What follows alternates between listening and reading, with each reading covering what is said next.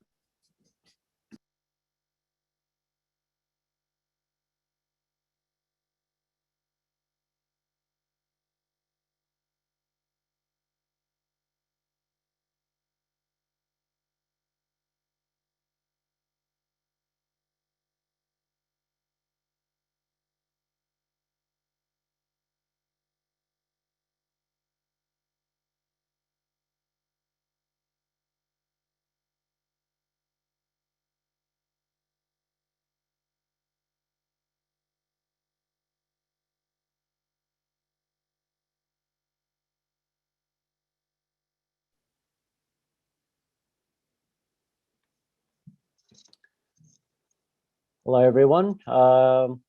Rich, are you on yet? Not yet, but Chris, you're on, I see. Yep. Hey, Troy. Actually, I do see a Belmont United there. That must be Rich. That must be Rich. He's muted.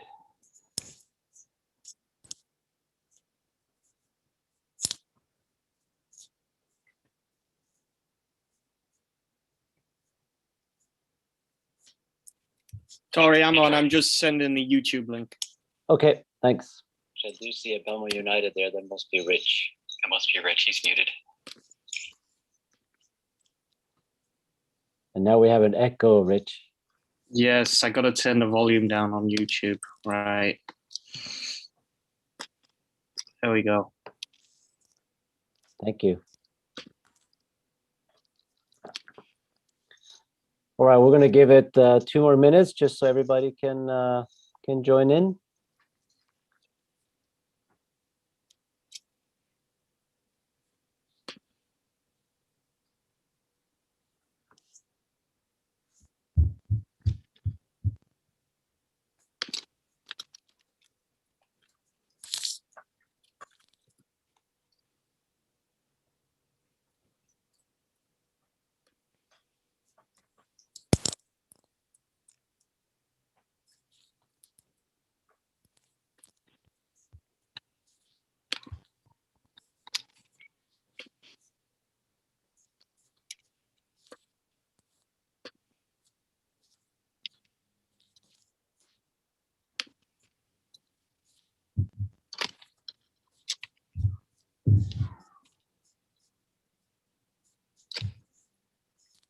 $99.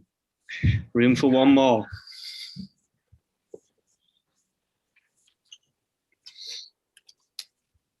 $100.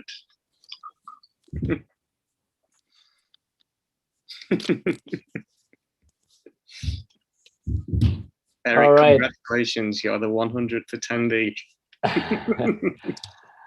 All right, it's 7:32 and we have quite a bit to go through this evening, so we're going to get started. So first of all, thank you to everyone for joining in on this Belmont United Soccer Club town hall to discuss the spring season.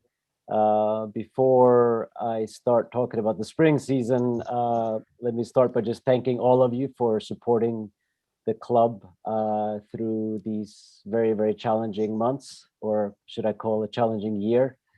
You know, we've been pretty impressed with the participation level. You know, when all of this started, you know, we were a bit worried that we weren't, you know, we would not be able to have practices, and we certainly were worried about not having enough people. But it's been great. So thank you to everyone for keeping the club going. So as I'm sure you can imagine, we're still living in a bit of a fluid situation. So obviously things are improving quite a bit on the COVID side. You know, I think I'm sure a lot of you have seen the new guidelines by the state of California. You know, that definitely makes things a bit easier for us as far as planning and things like that. It certainly makes things easier for the leagues, so they have some rules and guidelines to go by.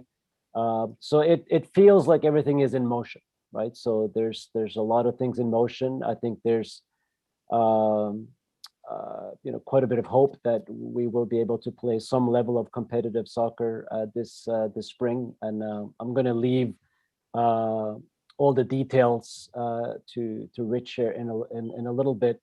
But before I turn it over to Rich, I just wanted to say three really important things. One is we're really asking all of you to be very, very patient.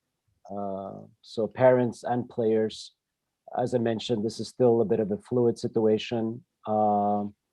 Even though the state of California has given out their guidelines, the local guidelines, they tend to be a bit slow to follow, right? So in fact, we have a meeting with the city of Belmont on Friday to talk a little bit more about how the spring season is going to look like. But yeah, first thing is please be patient. Second thing is it's been a year, so obviously the club is going to look a little bit different because we are 12 months later. And what I mean by that is, there could be kids that stop playing soccer.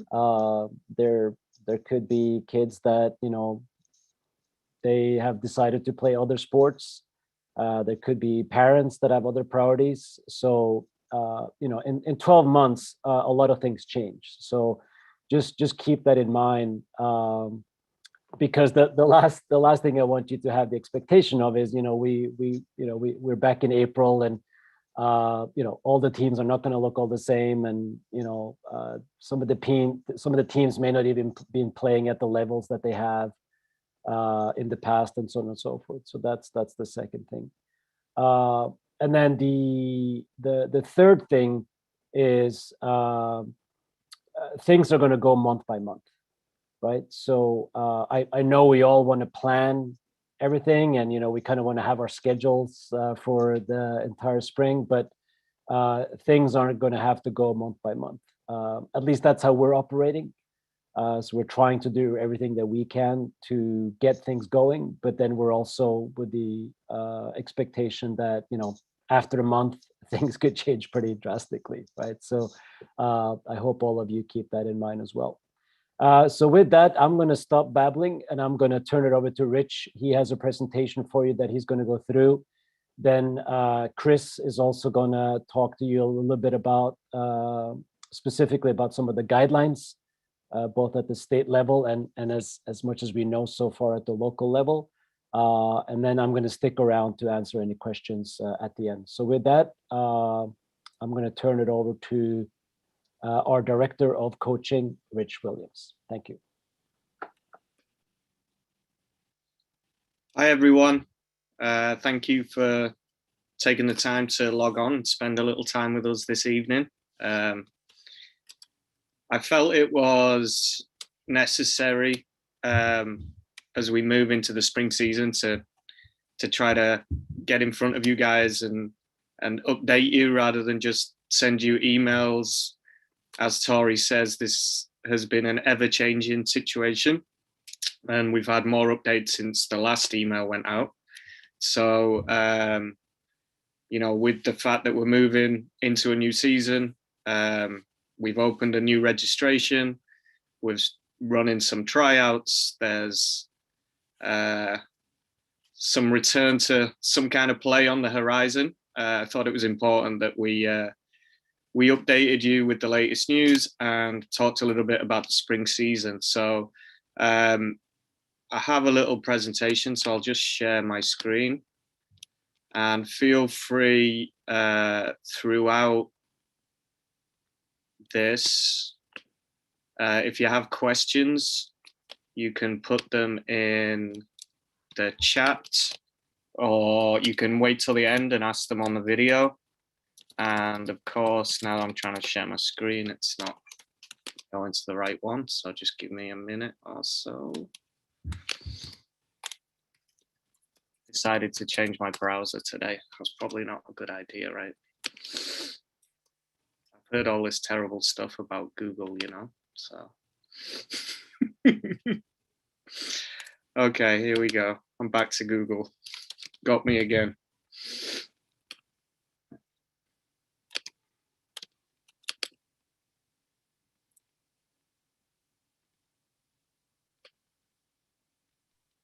Good.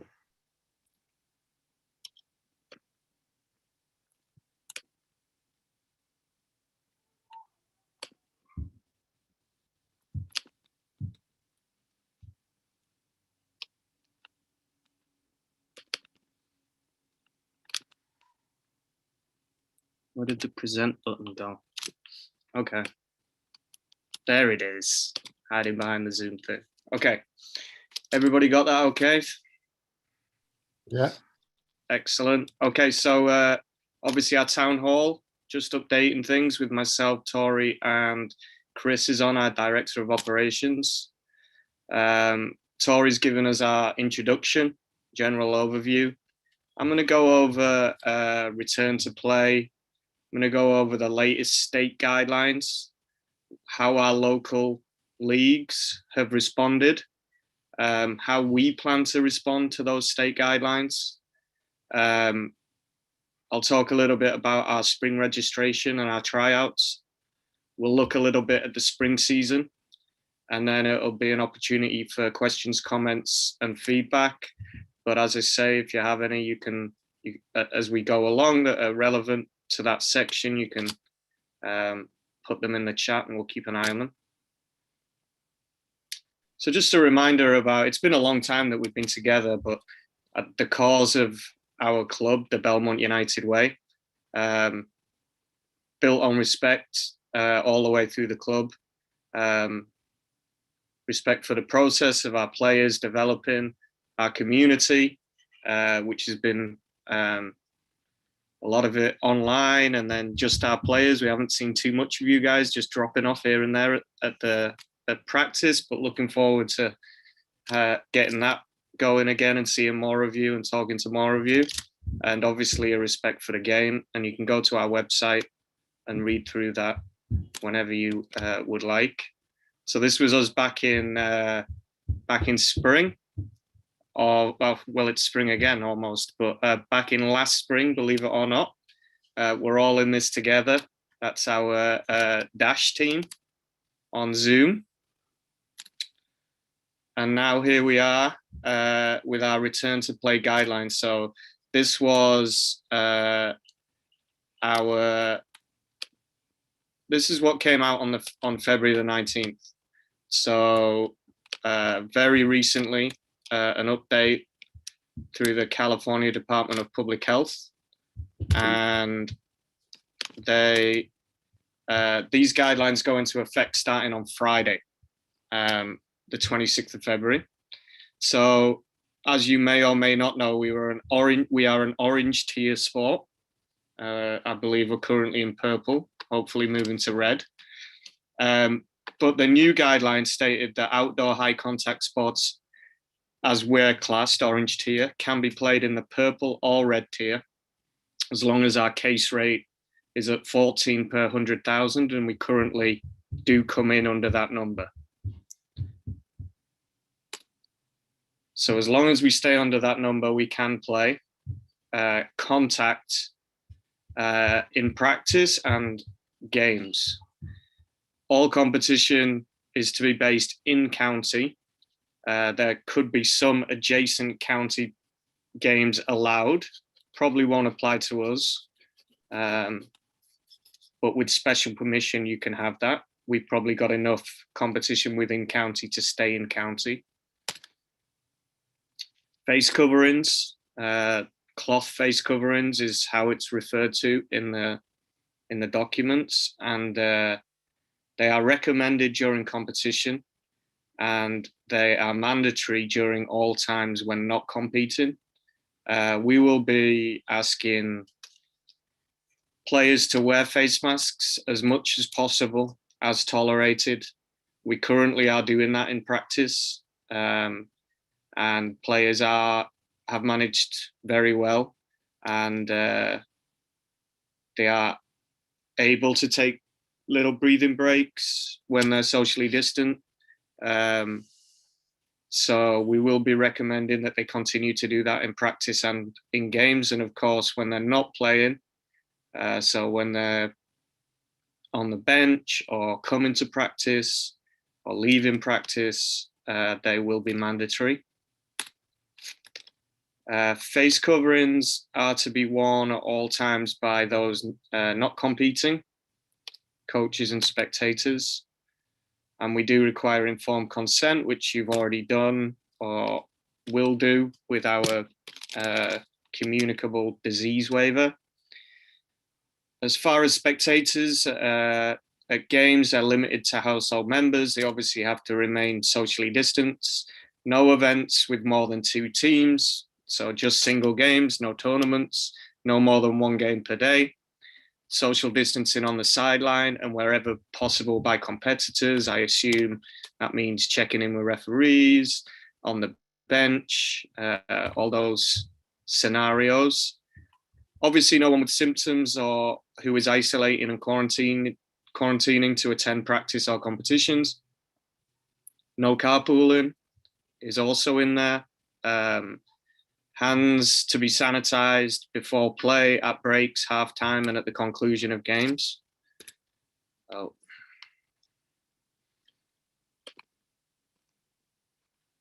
Let me just go back.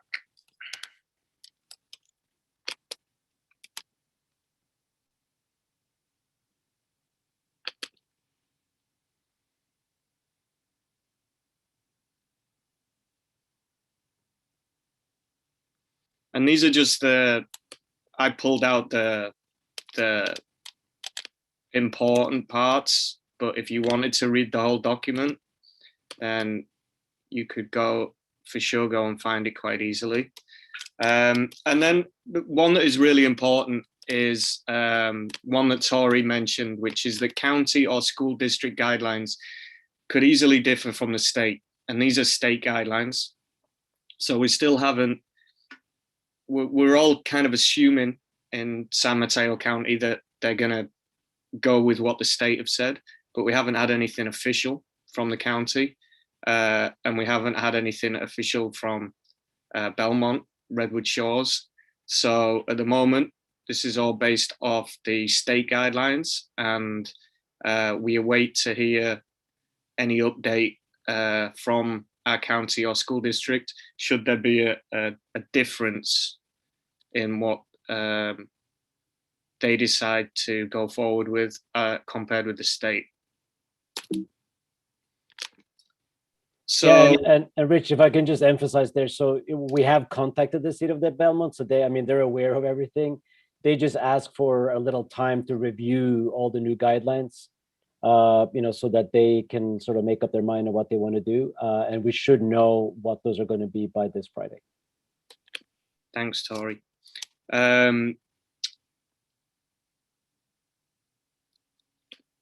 Chris, if you could keep an eye on the chat, and if there's anything that any questions that pop up, just let me know. I'm going between screens and already messing up. So just a quick one on what, obviously, just a quick reminder, we have 2 main leagues that we play with. Some of our teams play in NorCal, some of our teams play in Cal North. Spot the difference. So basically, they've both responded to these guidelines, and NorCal, they've both opened registration. NorCal is running month-to-month competitions. So the first competition will be the league. Oops.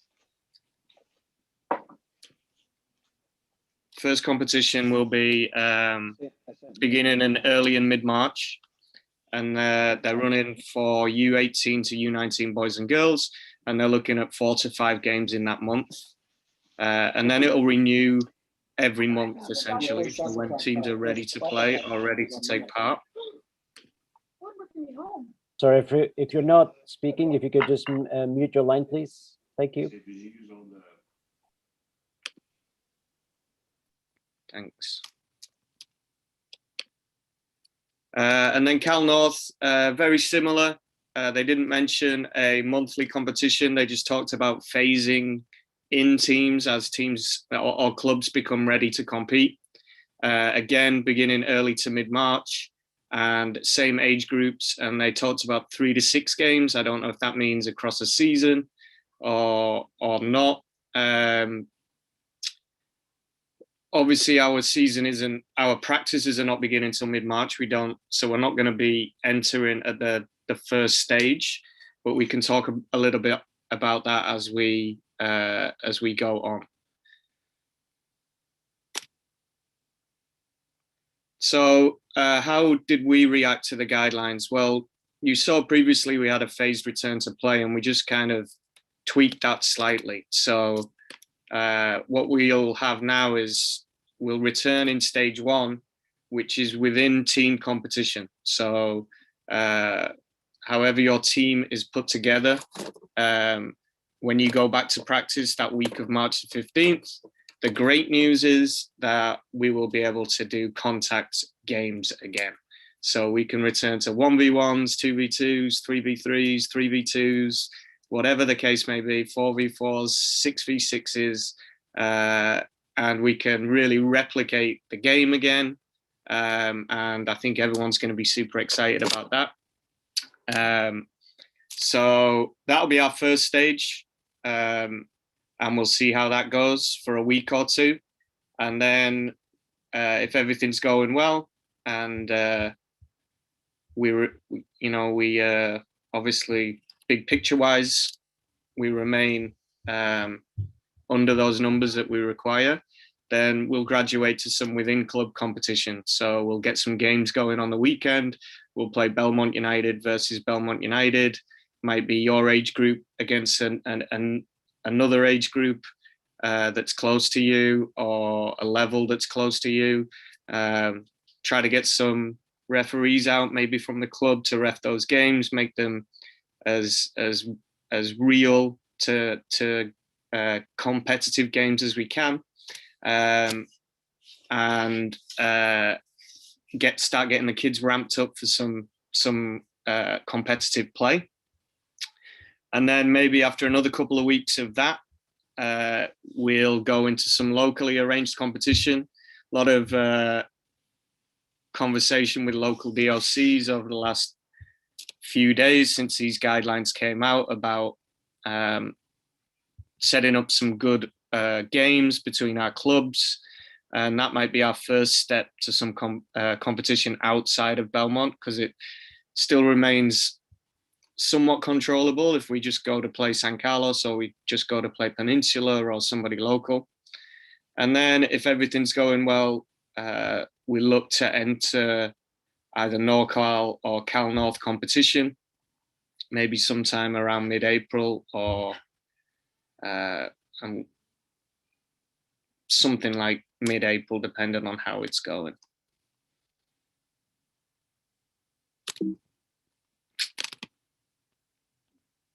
So yeah, just put that one in there because A, it's great technique, and B, look at that, he's stepping on Mickey's ear. He's about to kick him in the nose. That's Mickey Mouse, as we say to the young ones. Arm out to balance, and he's about to smash that one in there. And obviously gets us thinking about the game. So we're into registration and tryouts. I sent the registration email out about a week ago. That's for the spring season. We usually do a yearly registration that we switched to a couple of years ago. But obviously with this situation, we've gone season to season. The registration is now open. There are a few different links to registration flying around because for different groups, we require different forms. Some of you have already filled out a bunch of documentation if you've been playing. And then some of our players opted out in the fall or only did virtual training and haven't been on the field with us for a while. So they have some slightly different documents to fill out. So there's some different links out there. So just be cognizant when you're clicking on your link. I tried to just send the links to the players who've currently been playing, the correct link to them, and the link to the players that opted out or done virtual to them, but sometimes they get mixed up, so just check the heading. Registration fee for everybody is $550. That's like a $75 reduction in what usually is charged for a spring season. That was because when we discussed it, it looked like we didn't even know if we were going to play. Also, it's not quite the season that we would expect. No tournaments, things like that. Within that stage one, where we're doing in practice, in team competition, we'll look at doing 3 practices a week with 2 practices during the week and 1 on the weekend. Once we get to the stage 2, 3, and 4, where we're looking to incorporate games, either it be between our own teams within the club or local competition or league play, then we'll switch back to the 2 practice a week and game on the weekend model. Practices start March 15th and go through to June 10th. And then, so that's registration. I'll talk a little bit more about the spring season in a moment. And then just a heads up that we have tryouts coming this weekend. So we haven't ran a tryout since November 2019. So, and as Tori said, our registration numbers have been really great, and the support we've had and the players coming out and playing since June has been phenomenal.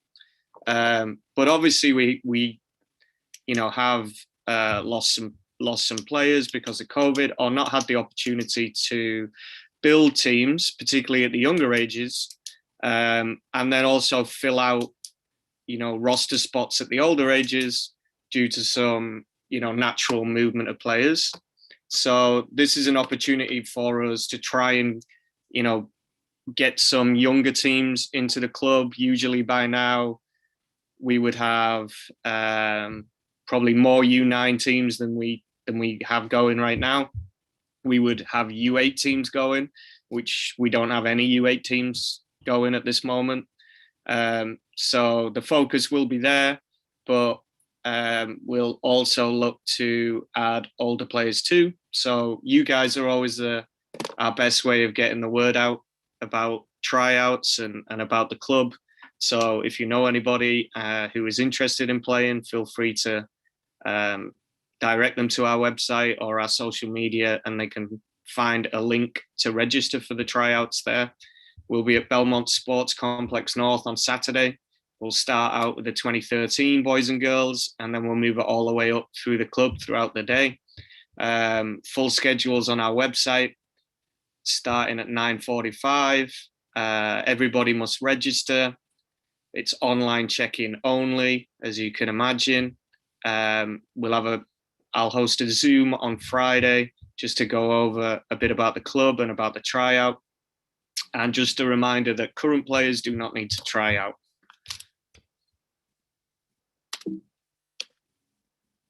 So Rich, there was just a question before, just a clarification question. So keep in mind that if you signed up for the 6-week program, that was the winter program. This would be for the spring season. This is a completely new registration for the spring, as the winter program just ended this last weekend.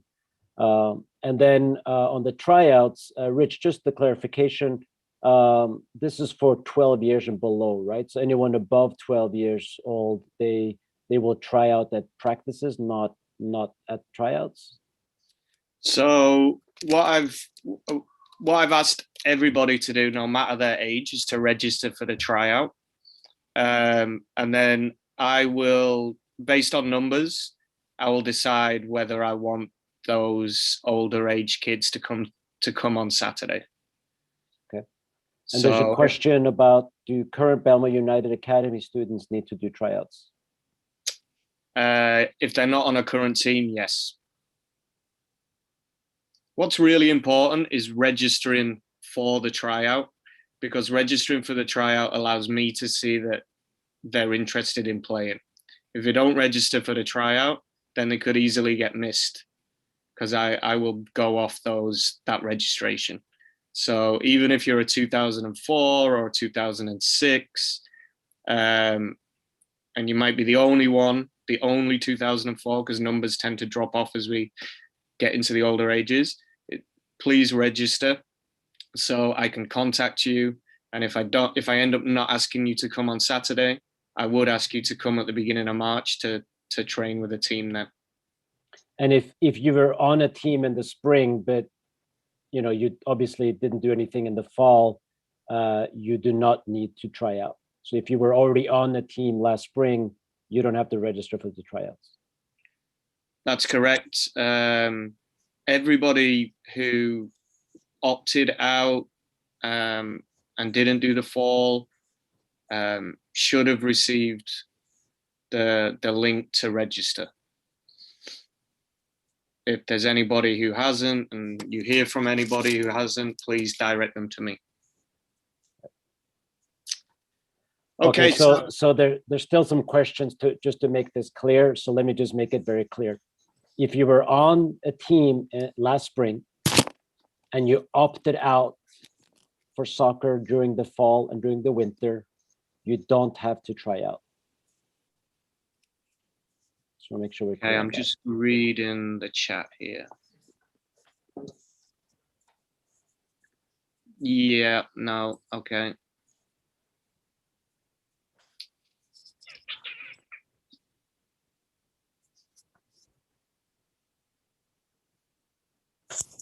Rich, one additional clarification to throw in for the players who were in the 2013, 2014, 2015 program. That program will be offered again in spring.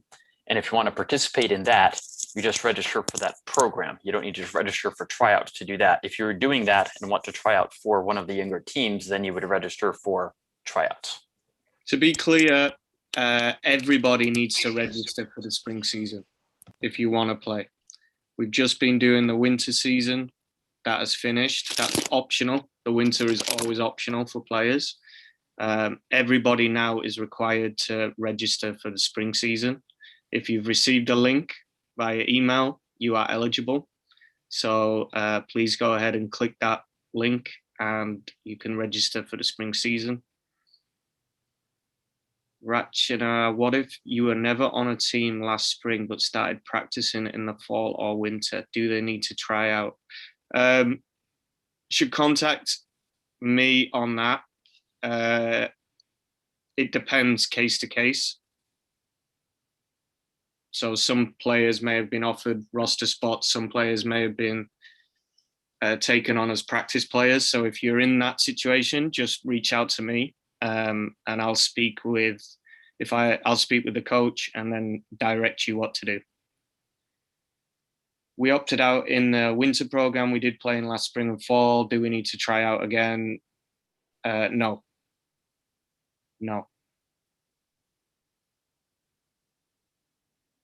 Okay, Erica, I can deal with this offline with you. Okay, I'll send you the link for Milan.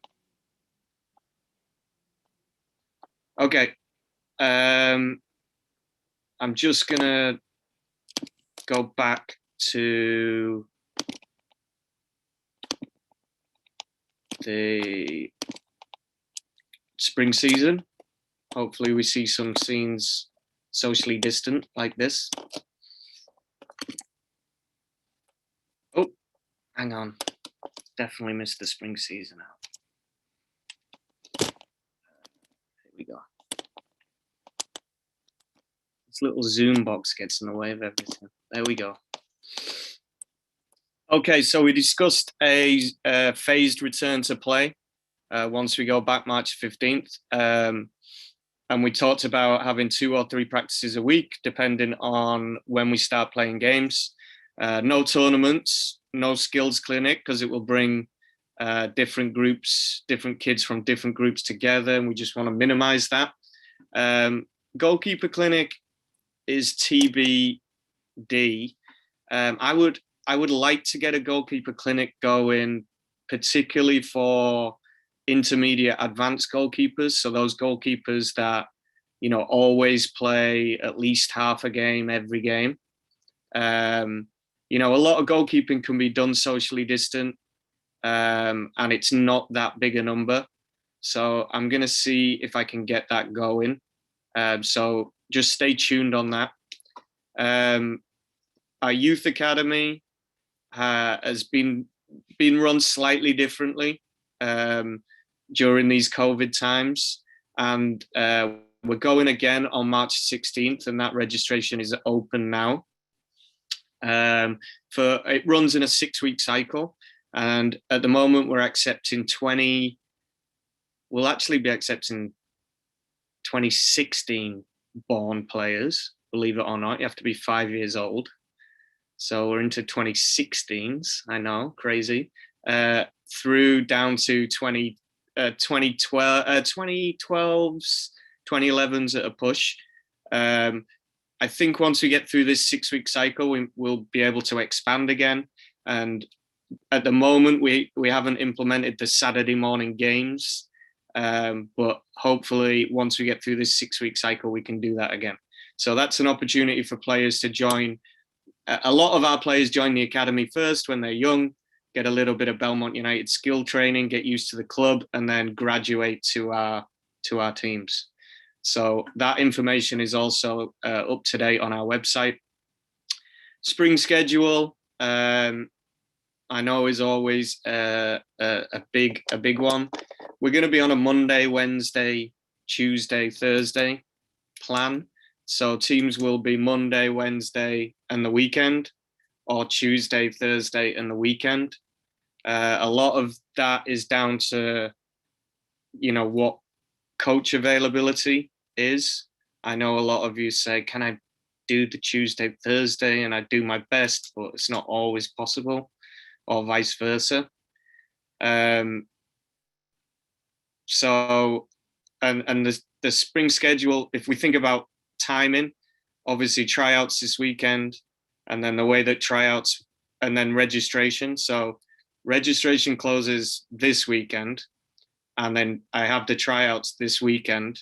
So then on Sunday, I can look and kind of see a total number of players that we will have for the spring. And then I can start dividing those players into teams and groups for the spring season. So that's why getting your registration in by this weekend is really important for me to plan. It's really important for the coaches. They're all looking for their coaching assignments. How many teams am I going to be coaching, etc. So please get your registration in by this weekend. Then I can look and see how many of those tryout players that are of the correct level we can fit into the club. And then I will start building those teams out through next week. And at the same time, and then once that is pretty much complete, then I can put the spring schedule together based on how many teams we're going to have and what fields we're going to have. Obviously, this is the great time to talk about the field situation. As most of you know, in the spring season, fields are very much at a premium for us. They're at a premium anyway, but particularly in the spring. We've been really fortunate that since June, for a number of reasons, we've pretty much been one of the only youth sports practicing in our school district. So we've been really spoiled, right? So we've had Sandpiper, we've had Marlin, we've had Crystal Springs Middle School, we've had Belmont Sports Complex North. I mean, it's been pretty amazing, but it's not going to look like that in the spring.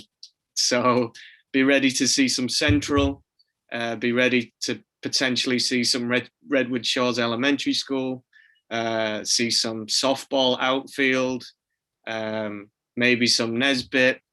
So the old classics will be back online, Barrett. So get ready for that. We like to keep it real in the spring.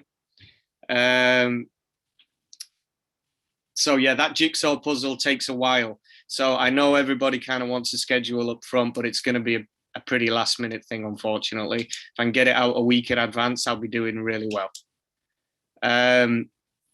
With that, you know, it's going to be a pretty flexible spring. You know, as Tori said, your team might, you know, some teams have pretty much stayed intact with the same people and the same coach and throughout all of this.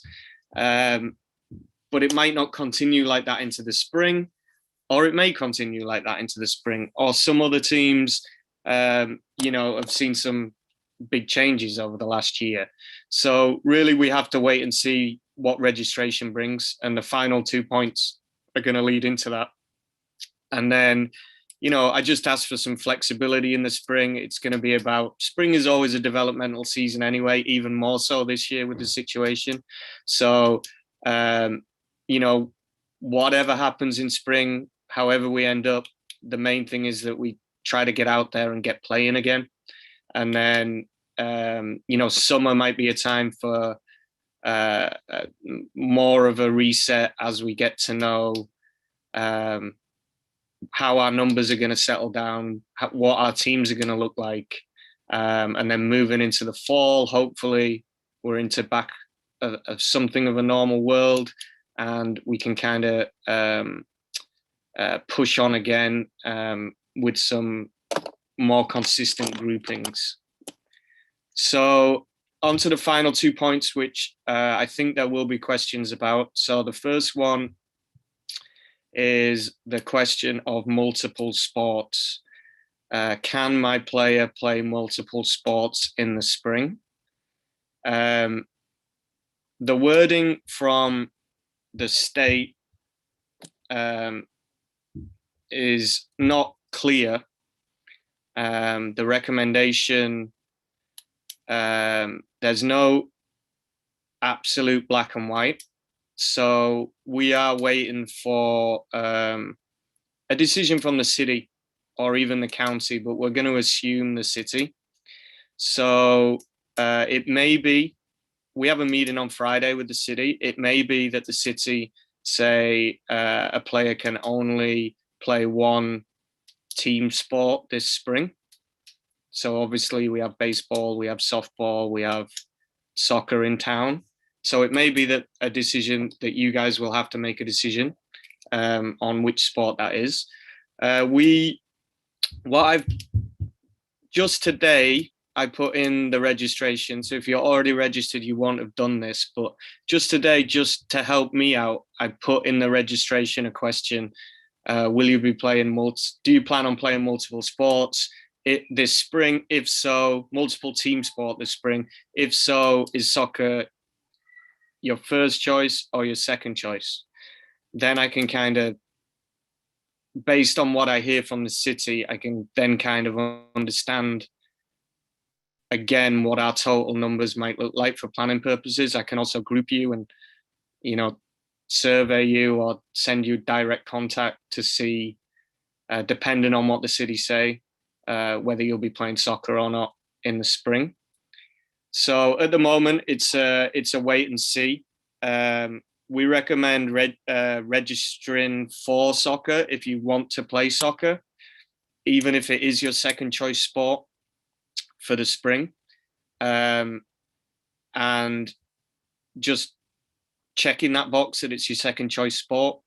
And then if the city or the county do come down and say only one team sport this spring, then we'll refund that registration in full. So just to repeat, at the moment, we're not sure what our city and school district is going to say about playing multiple sports.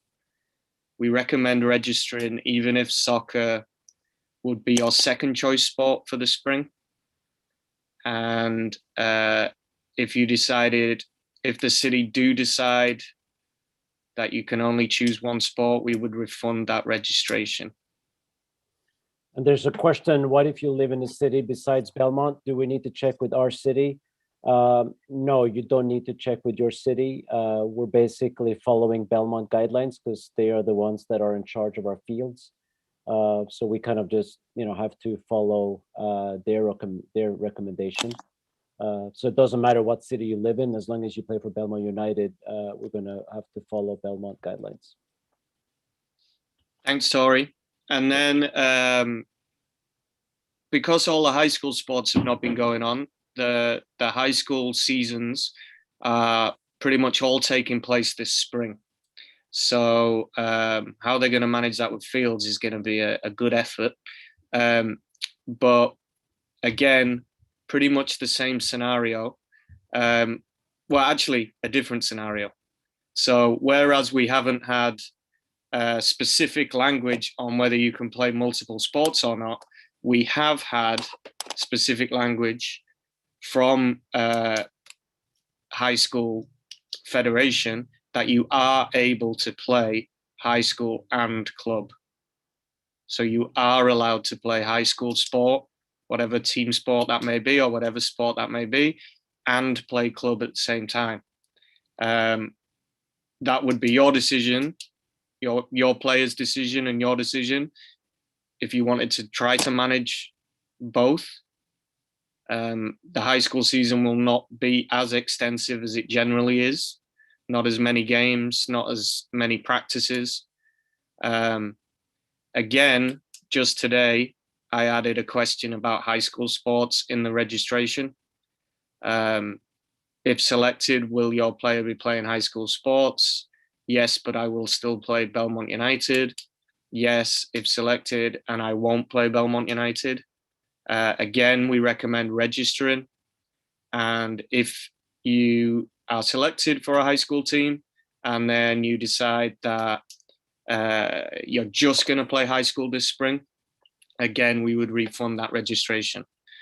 We are hopeful that because high school came out and said that it's okay to play for high school and play for club, that our city might also come out and say the same thing for multiple sports, but we don't know that as yet.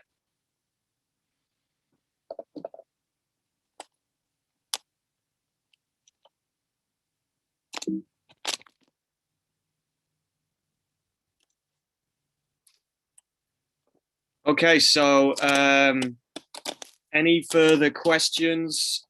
Chris, if there's anything you think I may have missed or you'd like to add, feel free to jump in. I think you've covered all the most important points. I'm happy to answer any questions if anybody has any.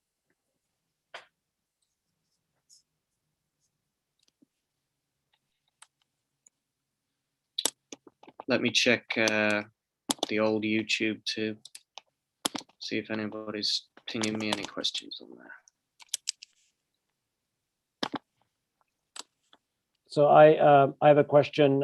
If the club's going to send out a clear communication on multiple sports when the city decides, absolutely. I mean, this is actually probably the most important question for the whole spring season. So yeah, we're absolutely gonna send out very clear communication to the club on that decision. And as far as which sports it's impacted, it's basically everything. Keep in mind that indoor sports are probably not allowed yet. So right now we're talking about high impact sport, high contact sports outside, whether you can, whether those can coexist. So that's the basic question right now. Indoor sports are not even allowed yet. Chris, correct me if I'm wrong on that. No, that's correct. Actually, the Carmine athletic director in his communication with the coaches mentioned the fact that the news last Friday was great news for the outdoor sports, and for indoor sports, just unfortunate that no change yet. But I think the state wants to see a little more progress before allowing the indoor sports to go ahead. Right. Chris, a quick question in the chat about uniforms. We have some players that have joined and never played a game that have been with us for a year. so maybe didn't order a uniform. We have some players that have joined in the meantime, and I'm sure we have some players that have outgrown their uniform during all this. So if you could update us quickly on uniforms and how that'll work, I appreciate it.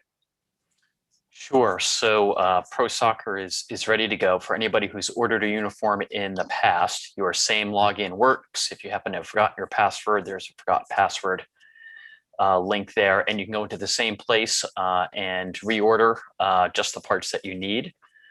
For anybody that hasn't ordered yet, I'm not sure that between Rich and Mandy and I, we have a clean list of those people. The simplest thing at this point might be just to email me at busc.operations@gmail.com, and I will get you set up in the system, and you'll receive an email so that you can go in and order your parts. Thanks, Chris. Few questions coming in. Are you expecting changes to which coach is for each team? Possibly. Like Tori said, a lot of things change in a year. So, yeah, it could be the same coach or it could be a different coach for sure. We'll have to see how the numbers shake out and how the coaching assignments then fit the numbers. How do we ask about virtual lessons? The registration email said a possibility if there is a demand. Is there a question during registration about this? If we end up opting out, do we get to stay in the club like we have the last year? Virtual lessons, I would email me and I'll keep a list going. So there isn't a question in registration because you wouldn't be registering for the outdoor season with that. So I would just, if you're interested in virtual only, please email me, doc.busc@gmail.com, and I will keep a list. And if we get to the, a little group that just wants to do virtual, then I will endeavor to set that up. If we end up opting out, do we get to stay in the club like we have this last year? Yeah, if the opt-out is obviously for health reasons, then absolutely you get to stay within the club.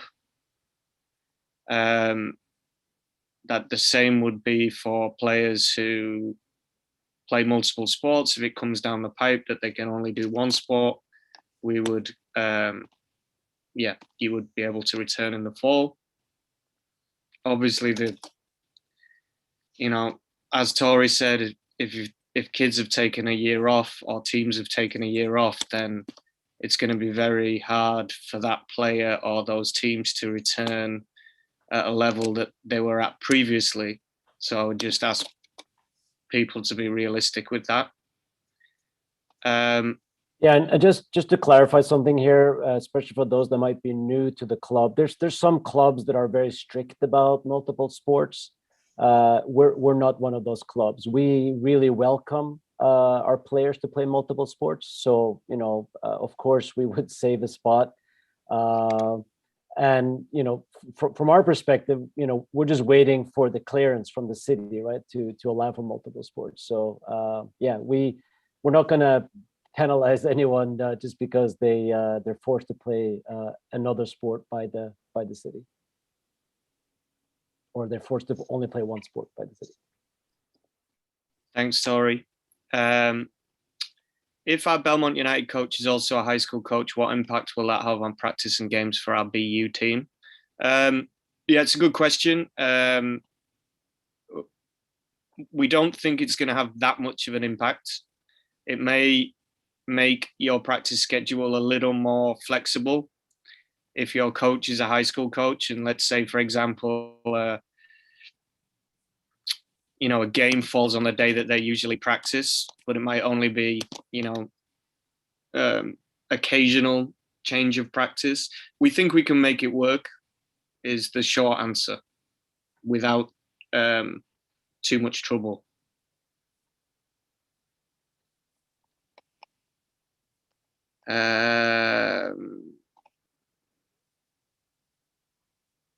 Yes. There's a question from Lila on the 13-14 co-ed. Yes, that is open. And I emailed it, so you should have got it, Layla. But if not, you can get it on our website, or you can just shoot me an email and I'll send it to you. But yeah, that is open. Are there the confusion might be, are there two separate links for 13, 14, 15 and 13, 14, 15 co-ed like there were in the past, or do you have it all together now? I have it all together now. Good point, Chris. So yeah, it's one registration, and then I will just separate you into two groups.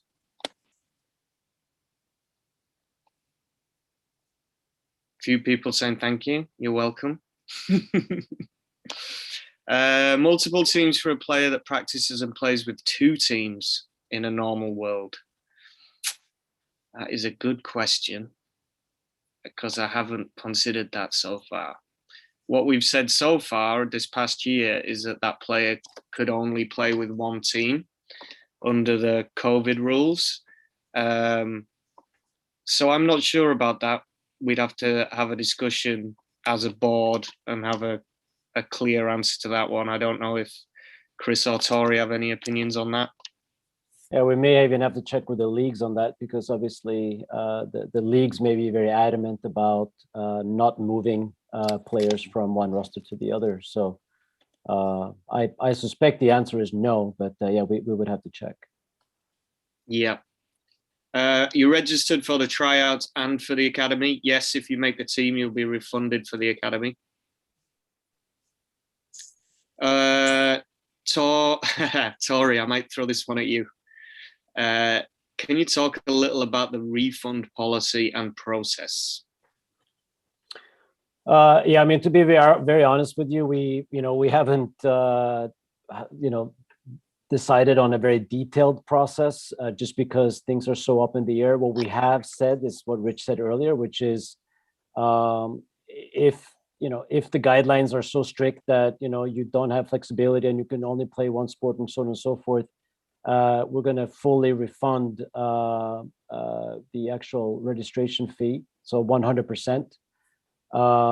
What we have not decided on yet is if somebody decides to stop playing after a month or so. So that's actually something that we still have to look into. But yeah, it's going to be 100% refundable if for whatever reason that particular player cannot play soccer that season.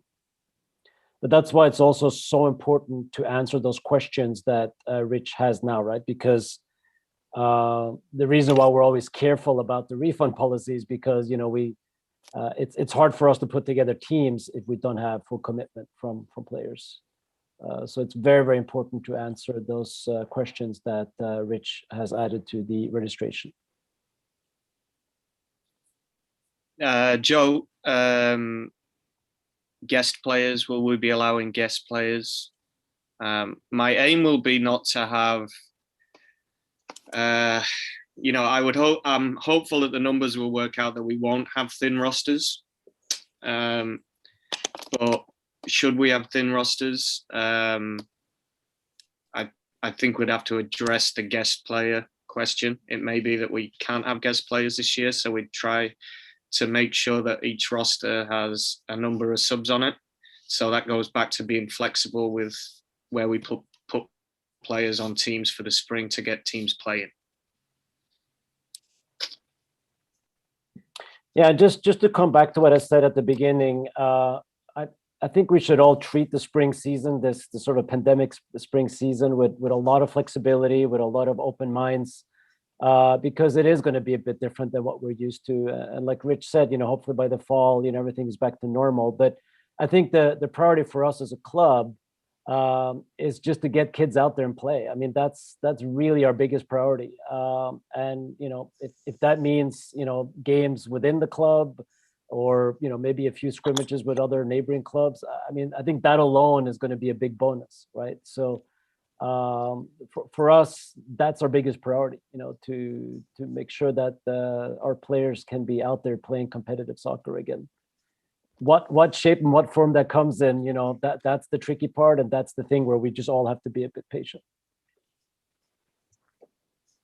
Well, I don't want to be patient, Tori. Come on, I've been patient since last March. When's my kid going back to school too?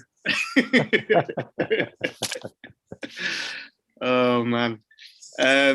Yeah, so I think that kind of brings us to a natural end. So really appreciate it. Thanks for joining us. Really excited, obviously, about getting back out there. So please get your registration in if you're gonna play in the spring, so I can start doing that next week. Get the word out about tryouts if you know people who are interested. And yeah, thanks for checking in and taking the time tonight to listen to us, and hopefully we answered some of your questions. And thanks for all the support over the last year of the club. It's been phenomenal. I mean, we didn't know what to expect going into June, on all that work that particularly Chris put into making sure that everything was safe. And you guys came out in the summer, and then you came out in the fall, and then you came out in December, and then you came out again in the winter, and it was amazing. And thank you so much. Yeah, just for you that are managers on the line tonight, we are still relying on you 100%. So obviously, as teams are formed and created, we'll be reaching out with you, and we'll be setting up separate calls with you guys. But we hope all of you are still committed, and we really, really appreciate all the work you do. So thank you again, everyone, and have a good night. Thank you so much.